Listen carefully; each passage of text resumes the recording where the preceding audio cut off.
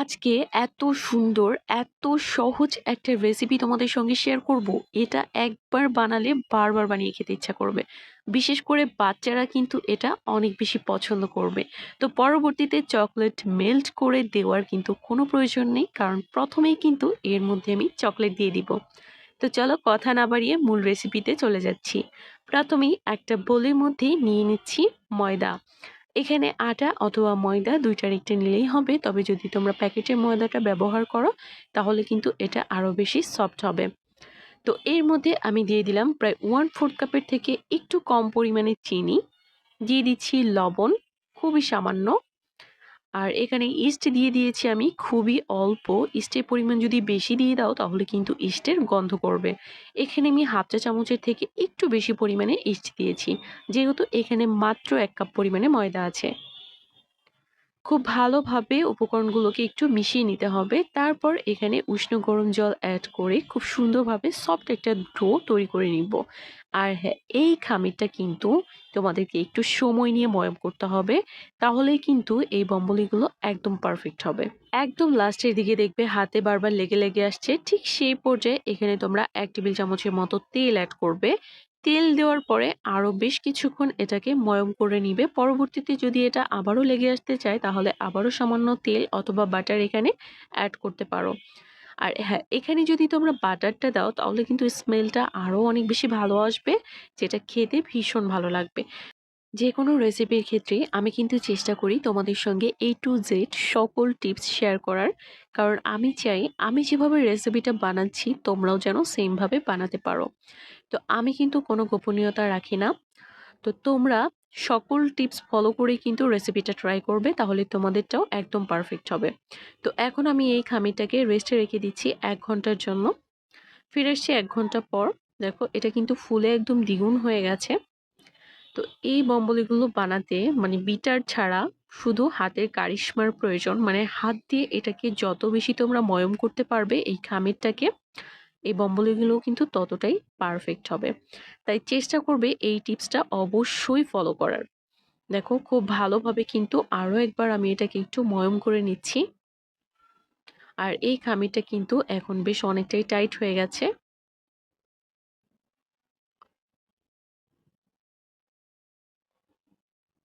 এই খামিরটা করার সময় প্রথম পর্যায়ে মানে রেস্টে রাখার আগে তোমাদের যদি মনে হয় এটা অনেক বেশি নরম হয়ে গেছে, সেক্ষেত্রে কিন্তু তোমরা এক্সট্রা অল্প কিছুটা পরিমাণে ময়দা কিন্তু অ্যাড করতে পারো।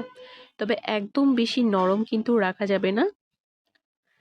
দেখো এখান থেকে আমি কিন্তু সবগুলো লেচি কেটে নিয়েছি। এখন হাত দিয়ে প্রথমে একটু এভাবে ছড়িয়ে নিব। আর এক্সট্রা ময়দাও কিন্তু আমি এখানে ব্যবহার করছি। তাহলে কিন্তু এটা বারবার হাতে লেগে আসতে চাইবে।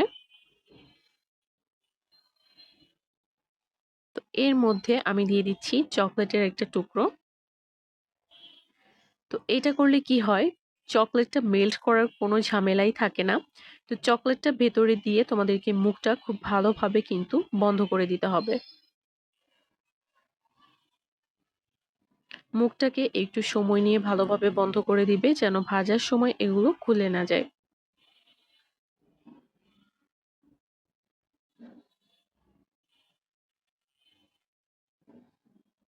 হাত দিয়ে খুব সুন্দরভাবে গোল একটা শেপ দিয়ে দেওয়ার চেষ্টা করবে। দেখো একটা কিন্তু রেডি হয়ে গেল।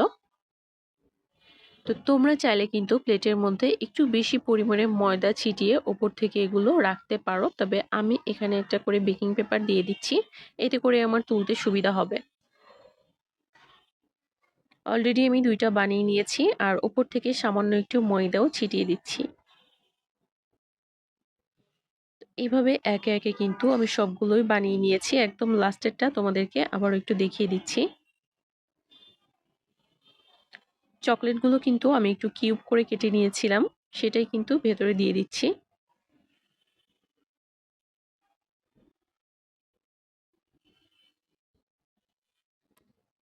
এই পদ্ধতিটা ফলো করলে পরবর্তীতে তোমাদের আর চকলেট মেল্ট করে এর ভেতরে দিতে হবে না। তো এটা দেখতেও কিন্তু অনেক বেশি সুন্দর লাগবে আর খেতেও ভীষণ ভালো লাগবে। বিশেষ করে বাচ্চারা কিন্তু এটা খেতে অনেক বেশি পছন্দ করে। তো বাইরে থেকে খাবার না কিনে তোমরা যদি ঘরেই সুন্দর সুন্দর খাবার বাচ্চাদেরকে বানিয়ে দিতে পারো তাহলে তো ভালোই হয় বলো। বাড়িতে যদি স্বাস্থ্যকরভাবে বানানো যায় পরিষ্কার পরিবেশে, তো আমি কিন্তু চেষ্টা করি আমার বাচ্চাকে সব সময় বাড়ির খাবারটাই দেওয়ার। বাইরে থেকে খাবার খুবই কম কেনা হয়। এখানে দেখো তেলের মধ্যে আমি দিয়ে দিচ্ছি, হাতে যদি সময় থাকে তাহলে অবশ্যই এগুলোকে রেস্টে রেখে দিবে 30 মিনিট অথবা 1 ঘন্টার জন্য। তো আমার হাতে আজকে সময় ছিল না বলতে পারো, খুবই অল্প সময়ে খুব দ্রুত আমি এগুলোকে ভেজে নিচ্ছি, মানে এটাকে রেস্টে আমি রাখতেই পারিনি। তারপরেও তেলের মধ্যে দেওয়ার পরে কিন্তু বেশ অনেকটা ফুলেছে।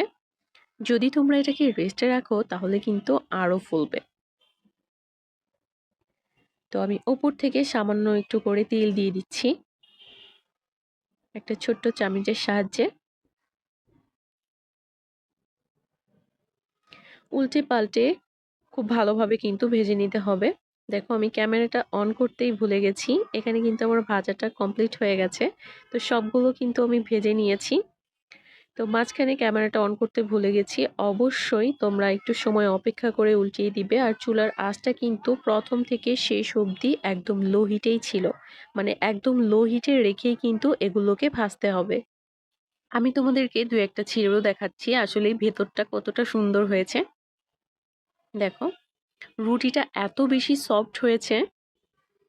রেসিপিটা ভালো লাগলে অবশ্যই চ্যানেলটি সাবস্ক্রাইব করে পাশেই থাকবে, আর যারা অলরেডি করেছো তাদেরকে অসংখ্য ধন্যবাদ। দেখো কত সুন্দরভাবে চকলেটটা মেল্ট হয়েছে, একদম মুখে দিতেই মিলিয়ে যাচ্ছিল। তো আজকের মতো ভিডিওটা এখানেই শেষ করছি, সবাই ভালো থাকবে, দেখা হবে আবার নতুন কোনো ভিডিওতে।